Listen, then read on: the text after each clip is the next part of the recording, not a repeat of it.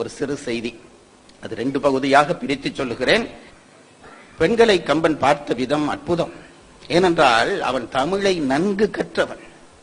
தமிழுக்கு என்ன சிறப்பு? வேறொன்றும் இல்லை, அது இயற்கையோடு கலந்த மொழி. இது பல பேருக்கு தெரியவில்லை. வேறு மொழியெல்லாம் நாம் பெருமை என்று பேசிக் கொண்டிருக்கிறோம். தமிழ் மொழி தான் எங்க ஆசிரியர் சொல்வார், ஒரு வகுப்புல பார்த்து இங்கிலீஷ்ல எத்தனை வார சொற்கள் இருக்கின்றன, எத்தனை எழுத்துக்கள் இருக்கின்ற கேட்டா எல்லாரும் கையெழுத்துறான் 26. தமிழ்ல எத்தனை இருக்குன்னு கேட்டா ஒருத்தனும் கையெழுத்துறான் இல்லை. நான் கூட நேற்று இந்த சபையில கேட்டு பார்க்கலாமான், ஏன் உங்களை சங்கடப்படுத்துவான்?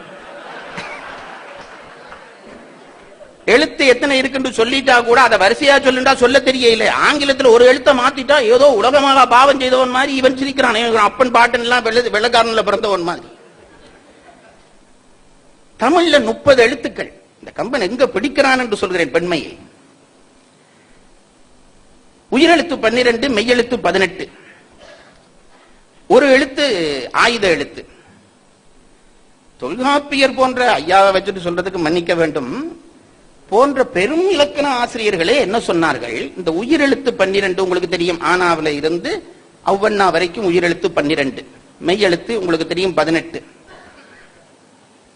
இந்த அகேன எழுத்தை என்ன சொன்னார்கள்? ஆயுத எழுத்து என்று முள்ளி 3 அதை சில பேர் ஆயுத எழுத்து என்றே சொல்லிடுறான், ஏதோ சொல்ற மாதிரி. இல்ல, அது ஆயுத எழுத்து.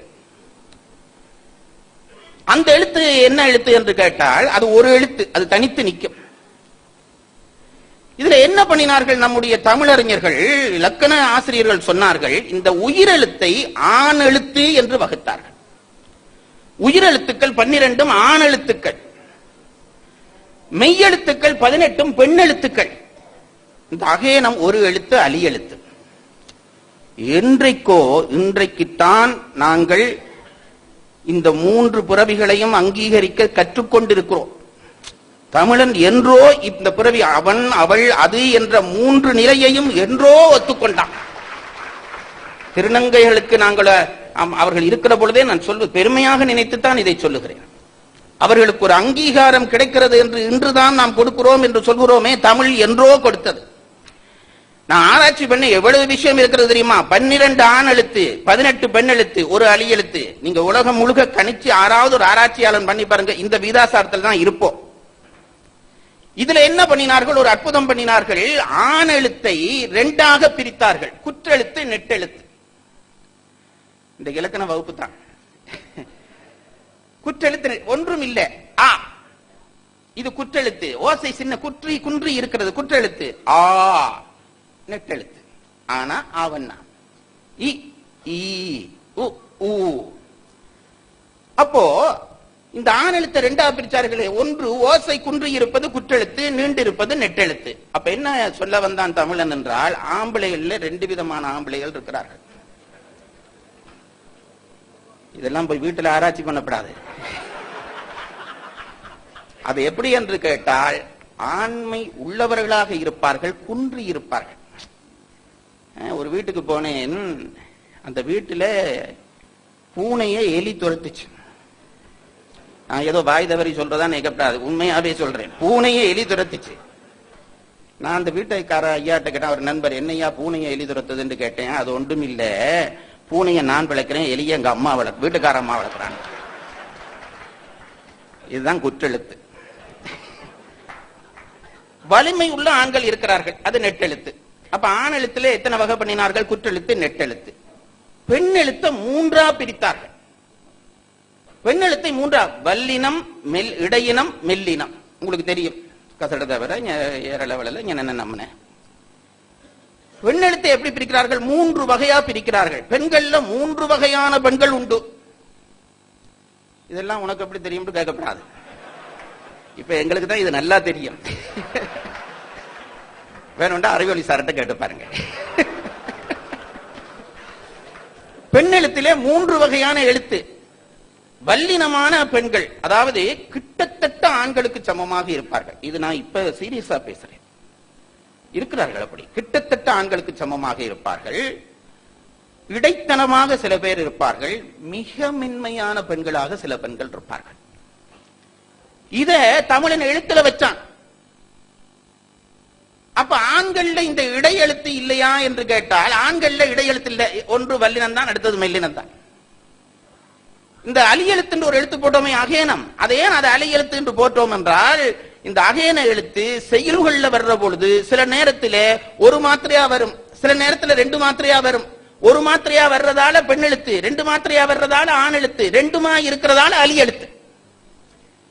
அவன் பண்ணின நுட்பம் நேரம் இல்ல சொல்றதுக்கு, ஒரு அடையாளம் சொல்றேன். ஆனா இப்படி எழுதுறோம், இத தலகீழா வச்சா ஆனா மாதிரி தெரியுமா? இப்படி திருப்பினா ஆனா மாதிரி தெரியுமா? மானா எழுதுறோம், இப்படி திருப்பினா மானா மாதிரி தெரியுமா? அகேனம் இருக்கே 3 புள்ளி, எப்படியும் திருப்புங்க அதே எழுத்தா தெரியும். நீ ஆனா என்றால் ஆண் தான், பெண்ணா என்றால் பெண் தான், 2மா என்று கேட்டால் 2 தான். இது இறை படைப்பு, அதை மதி. ஆனா இருக்கிறதே அது கடவுள், அகேனம் ஞானி. அதெல்லாம் தமிழ் இலக்கணத்துல பண்ணி வச்சிருக்காங்க, அதெல்லாம் சொல்ல வரை இல்லை. இப்போ எப்படி இந்த அலி எழுத்து தோன்றும் என்று சொல்லி இருக்கிறார்கள் தமிழறிஞர்கள். எப்படி அலி எழுத்து தோன்றும், இப்ப அண்மை விஞ்ஞான முடிவோடு அது ஒத்து போகிறது. எங்கே அகேனம் பிறக்கும் என்றால், இந்த அகேனம் இருக்கிறதே அகுது, இகுது, உகுது, அதுலதான் அது இகன்னா வரும். அதுக்கு அவர்கள் விளக்கம் சொல்லுகிறார்கள் தொல்காப்பியர். அந்த அகேனம் எழுத்து பிறப்பிலே சொல்லுகிறார், ஒரு வல்லின மெய்யெழுத்தில் உயிர் ஏறி, உயிர் குற்றெழுத்து ஏறி, ரொம்ப கஷ்டப்படாதீங்க. இப்ப உம்மன்னாண்டு ஒரு எழுத்து இருக்குது, இக்கண்ணாண்டு ஒரு எழுத்து இருக்குது, அதுல இன்னொரு எழுத்து ஊனா ஏறுது, குற்றெழுத்து கூண்டு வந்துட்டு, அது அப்படி வரக்கூடிய ஒரு எழுத்துக்கு பின்னாலேயும் ஒரு அகுது, ஒரு குற்றெழுத்தாக இருக்கக்கூடிய உயிர்மை எழுத்துக்கு முன்னாலேயும் வரும் என்கிறார்கள். அகுது, இகுது, உகுது. அதாவது குற்றெழுத்தாகிய உயிரெழுத்துக்கு பின்னாலேயும் ஒரு குற்றெழுத்தாக இருக்கக்கூடிய உயிர்மைக்கு முன்னால் நடுவிலேயும் தான் வரும் என்கிறார்கள். என்ன விளக்கம்? இன்றைக்கு ஒரு விஞ்ஞானி எழுதினா, நான் அண்மையிலே படித்தேன். எப்பொழுது இந்த அலிப்பிறப்புகள் தோன்றுகிறார்கள் என்று கேட்டால், பெண் ஆண் வலிமை குன்றி இருக்கிற பொழுது, பெண் மிக வலிமையோடு புணர்ந்தால் அலிப்பிறப்புகள் தோன்றுகிற என்கிறார்கள். அந்த செய்தியை தொல்காப்பியம் பதிவு செய்திருக்கிறது. இது ரொம்ப ஆராய்ச்சிக்குரிய விஷயம், அது அங்கீகரிக்கப்பட்ட, தமிழாலே அங்கீகரிக்கப்பட்ட விஷயம். நான் இதை சொல்ல வந்ததற்கு காரணம் சொல்கிறேன். 3 வகை பெண்கள் என்று சொன்னேன் அல்லவா? ராமனை விஸ்வாமித்திரன் கூட்டிக் கொண்டு போகிறான் காட்டுக்கு. இளைஞனாகிய ராமனை கூட்டிக் கொண்டு போகிறான். யாகம் காக்க நினைத்தது ஒரு காரியம், சீதையிடம் சேர்க்க நினைத்தது 2வது காரியம். சீதையிடம் அவளை சேர்க்கிறதுக்கு முதல் 2 பெண்களை அவனுக்கு தரிசனப்படுத்தினான். ஒன்று தாடகை வல்லினம், அடுத்தது அகலிகை இடையினம். இந்த 2ஐயும் காட்டிவிட்டுத்தான் மெல்லினமாகிய சீதையை திருமணம் செய்து வைக்கிறான் ராமன். இதையெல்லாம் தமிழிடம் இருந்து வாங்கிக் கொண்டபடியால் கம்பனால் செய்ய முடிந்தது. ரொம்ப பாத்திரங்களோடு, பெருந்தடங்கன் புரைநுதலார்க்கெல்லாம் பொருந்து கல்வியும் செல்வமும் பூத்ததால் வருந்தி வந்தவர்க்கு ஈதலும் வைகளும் விருந்தும் அன்றி விளைவன யாவுல என்று ஒரு பாட்டு பாடுறான். அயோத்தியா காண்டத்திலேயே பெண்களுக்கு அந்த நாட்டிலே கல்வி உரிமை, செல்வ உரிமை இருந்தது என்று அன்றைக்கே பாடுகிறான் கம்பன். அதுல என்ன சிறப்பு என்று கேட்டால், ஒரு அடை போடுகிறான், பெருந்தடங்கன் புரைநுதலார்க்கு. பெண்களை சொல்கிற பொழுது சொன்னான், பெரிய கண்களும் பிறை போன்ற நெற்றியுடைய பெண்களுக்கு என்று பேசினானே, அது வேறொரு காரணமும் இல்லை. ரொம்ப நுட்பமா கவனிச்சா தெரியும். நம்முடைய உடம்பு உறுப்புகள் ஒவ்வொன்றும் ஒவ்வொரு உணர்ச்சியை பிரதிபலிப்பன. அதிலே கண் பிரதிபலிப்பது கருணையை, கண் பிரதிபலிப்பது மூக்கு தீர்ச்சன்யத்தை பிரதிபலிக்கும், நெற்றி அறிவை பிரதிபலிக்கும். இதெல்லாம் இயல்பு. கண் கருணையை பிரதிபலிக்கும். அதனாலே கருணைக்கு கண்ணோட்டம் என்றே பெயர் தமிழிலே, கண்ணோட்டம் என்றே பெயர். அப்போ இந்த கண் இருக்கிறதே, இது கருணையை குறிக்கின்ற ஒன்று. பெண்களுக்கு கண் அகலமாக இருக்க வேண்டும் என்பது லட்சணம். லட்சணம். நெற்றி நுதல் போல சிரித்திருக்க வேண்டும் என்பது லட்சணம். இப்ப எல்லாம் உண்டாக்கி கொள்கிறார்கள், அது வேற விஷயம். அதுக்கு வசதி வந்து விட்டது. இயல்பாக பெண்ணுக்கு கண் அகன்று நெற்றி சுருங்கி இருக்க வேண்டும். ஏன் தெரியுமா? முக வட்டத்தை அகலிக்க முடியாது. கண் பெருத்தா நெற்றி சுருங்கத்தான் வேணும். நான் உங்களுக்கு தெரியுதா, முகம் ஒரே அளவு தானே இருக்க முடியும். இதுல கண் பெருத்துட்டு வைங்க, அந்த இடத்தை இது பிடிச்சிட்டா நெற்றி சுருங்கிடும். அப்போ பெண்களுக்கு பெருந்தடங்கன் புரைநுதல் என்று சொன்னதற்கு காரணம் என்னவென்றால், கருணை பெருத்து அந்த கருணையிலே அறிவை அமிழ்த்தி விட்டு இருப்பார்கள். அதனாலேதான் பெண்ணுக்கு மடம் என்ற ஒரு குணம் வைத்தான். கம்பன் என்ன செய்கிறான்? எங்கெங்கு பெண் கருணையோடு இருக்கிறாளோ அங்கெல்லாம் இந்த தடங்கண்ணை கொண்டு வந்து புகுத்துவான். சீதைக்கு வில்லுடைத்து விட்டாய், ராமன் வில்லுடைத்து விட்டான். வில்லுடைத்து விட்ட உடனே அந்த செய்தியை சொல்ல வேண்டும் என்று நீலமாலை ஓடி வருகிறாள். அதை இப்ப பேசினார்களே, நீலமாலை ஓடி வருகிறாள். அந்த ஓடி வருகிற செய்தி சொல்வான் கம்பன். என்று கொண்டுள் நைந்து நைந்து ரங்கி விம்மி விம்மியே பொந்து நித்த கொங்கை மங்கை இடரின் மூழ்கு போர் என்பாய் குன்றமன்ன சிலை முறித்த கொள்கை கண்ட குளிர்மனத்து ஒன்று ஒன்கண் மதிசு முகத்தொருத்தி செய்த துரை செய்வான். இந்த பாட்டு நான் ரொம்ப ரசிக்கிற பாட்டு. சத்தத்திலேயே உணர்ச்சியை காட்டுறான் கம்பன். ஏதாவது ஒரு நல்ல செய்தியை சொல்ல ஓடுகிறவன், தூர இருக்கிறவர்களுக்கு சொல்ல ஓடுகிறவன் ஓடி போய் இடையில நின்று ஒரு தரம் மூச்சு வாங்குவான். பிறகு இன்னும் கொஞ்சம் தூரம் ஓடுவான், மூச்சு வாங்குவான்.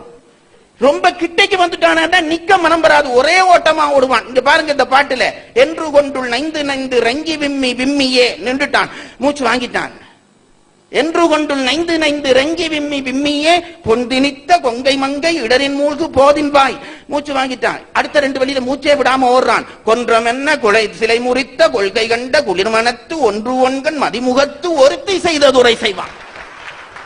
இதெல்லாம் பாடிட்டு கம்பன் என்ன பண்றான் தெரியுமா? போய் நின்று சோகத்தோட இருக்கிற சீதையினுடைய சோகம் தீர்க்க கருணையோடு பேசுகிறாள் அல்லவா. கம்பன் சொன்னான், வடங்களும் குலைகளும் வான வில்லிட தொடர்ந்த பூங்கலைகளும் குழலும் சோர்தர நுடங்கிய மின்னென நொய்தின் எய்தினாள். யார்? நீலமாலை. என்ன தெரியுமா சொல்லுறான்? நெடுந்தடங் கிடந்த கண் நீலமாலையே என்றான். இந்த கண்ணை கொண்டு வந்து அங்க பொறுத்துறான் பாருங்க. பெருந்தடங்கன் புரைநூதலா இருக்கின்றது ஞாபகம் வச்சு, துன்பத்தை தீர்க்கிற இடத்துல நெடுந்தடங் கிடந்த கண் நீலமாலையே. அதுபோல லட்சுமணன் வந்தான், கோபத்தை தணிப்பதற்காக தாரையை பிடிச்சு தள்ளி விட்டார்கள். முன்ன வந்து நின்று அவள் தடுக்கிறாள். தடுக்கிற பொழுது சொல்லுகிறான், அதே சொல்றான். நீலமாலைக்கு சொன்ன அதே வார்த்தை பொழுது, மாமியார் குலாத்திலாம் வந்த மைந்தனாம் என மைந்தன் நிற்ப பூமியில் அனங்கனார்தம் பொதுவிடை புகுந்து மெந்தோள் தூமன நெடுங்கண்டாரை நடுங்குவள் இணைய சொன்னாள். அப்ப பெண்ணுக்கு என்ன லட்சணம்? கருணை லட்சணம். கருணை லட்சணம். இது கம்பன் சொல்லுகிற 3 வகையான பெண்களிலே உயர்ந்த பெண்களுக்கு இது லட்சணம். மற்ற பெண்கள் தான் அது இருக்கத்தான் செய்யும். அப்படி இருக்கக்கூடிய 5 குணங்களை எடுத்துக்கொண்டு இதிலே எது காவிய ஓட்டத்திற்கு சுவையூட்டுகிறது என்று தலைப்பிட்டிருக்கிறார்கள். 5 இயல்புகளை எடுத்திருக்கிறார்கள். காப்பிய போக்குக்கு பெரிதும் பெயர்வை சேர்ப்பது கம்ப மகளிரின் உறுதிப்பாடே, தியாக உணர்வே, பாச உணர்வே. ரொம்ப நுட்பமாக கொடுமனத்தையும் சேர்த்திருக்கிறார்கள். கொடுமனமே மதிநுட்பமே என்று 5 விடயங்களை எடுத்துக்கொண்டு பெண்களிடம், கருணையே வடிவாக இருக்கக்கூடிய பெண்களிடம் இந்த குணங்கள் எது வெளிப்பட்டு காவிய ஓட்டத்தை சுவைப்படுத்துகிறது என்று கேள்வி கேட்டிருக்கிறார்கள். பேசுவதற்கு உயர்ந்த பெருந்தடங்கன் புரைநுதலாரெல்லாம் வந்திருக்கிறார்கள்.